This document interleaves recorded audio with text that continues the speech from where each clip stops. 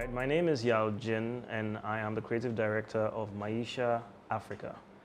I'm a Ghanaian, and what we do is civic education and social causes to try and position Africa as not just a growing industry, but its own narrative.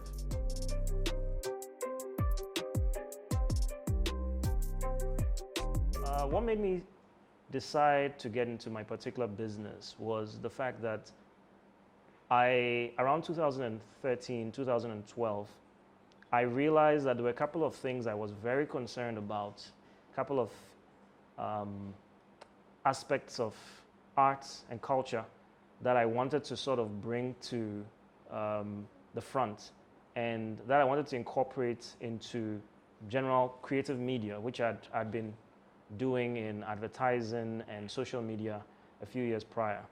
And so what happened was I slowly, metamorphosed a couple of things I was interested in into one whole that ultimately became the business idea for Maisha.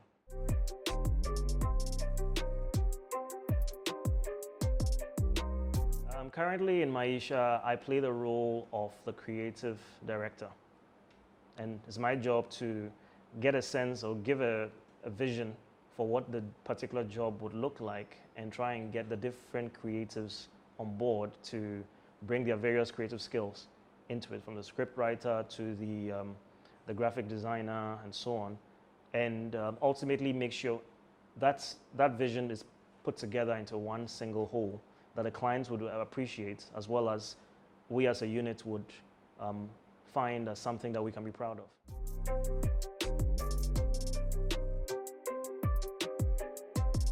What makes our product or service stand out is that we try to put ourselves in the position of our clients. And so we try to be as professional as possible.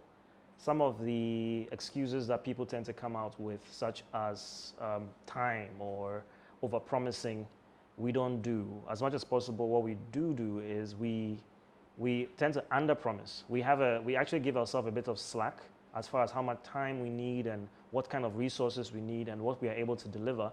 And then we go out of our way to try and over-deliver. And that becomes something that clients can recommend to other people.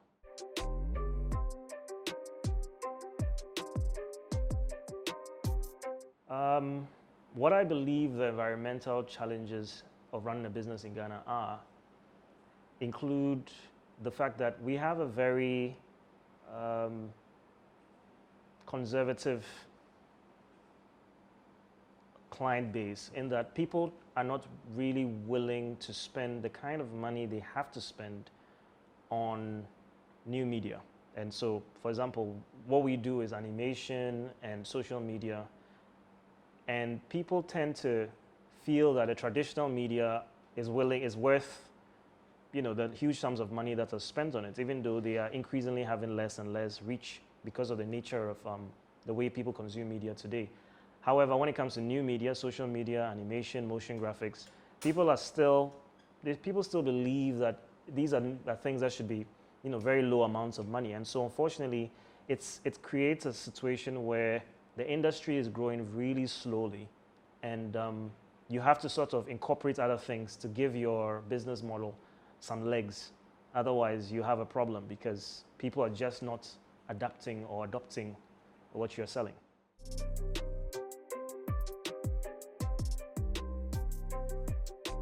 We started our business sometime in 2014, and there was just two of us, and we actually decided to bootstrap. So a client had reached out to me somewhere in late 2013, and once we got that gig, I then reached out to an animator. At the time, I couldn't animate myself, so I reached out to an animator, and we decided to work on these things together. And it was just one client, but because it was consistent for about 6 months, we had more or less a stable base on which we could then get other clients. So we pretty much started just on clients' revenue.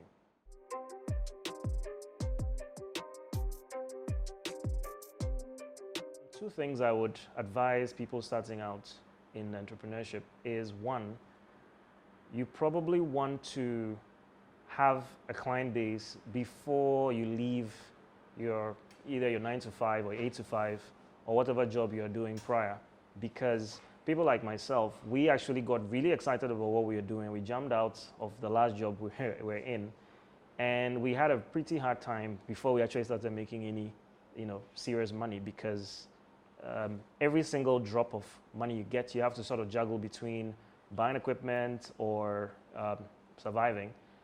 And the second advice I would give is the fact that some of us, we had a couple of skills that we had from various jobs that we'd been doing, but then we didn't stay in them for extremely long periods of time. And so we didn't really rise or learn the kind of things that a lot of entrepreneurs, some entrepreneurs might have, which is not just running a business, but in terms of being sort of number two to somebody running his own business. So you are learning under them without necessarily the risk that is involved in it. So we had to sort of learn by making mistakes, and a lot of mistakes, when we started as entrepreneurs, because we hadn't gone through that discipline. And it took us a while before we finally started to learn certain things that some people might have considered basic.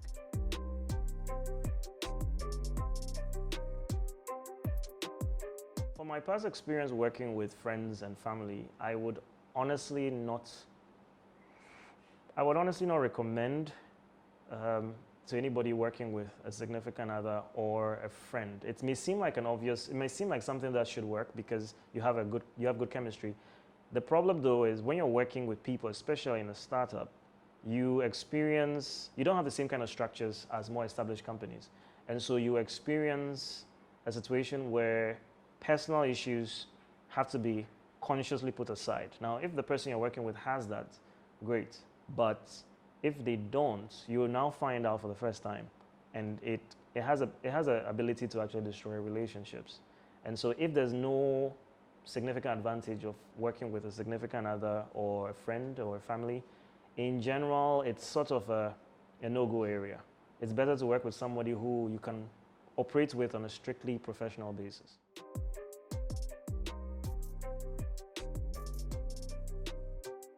I think it's a very good initiative. I think it's something that I've always felt in Ghana is lacking, in the sense that we don't share information. We don't give a sense of what industries are doing. And so what happens is, if you go out and look online, what you're finding is information from completely different countries without much cultural relevance to our situation. So what is happening with this initiative is something that is very helpful for people like myself coming up and now entering the creative space, because there's a lot you're going to learn the hard way unless you can learn from other people's mistakes.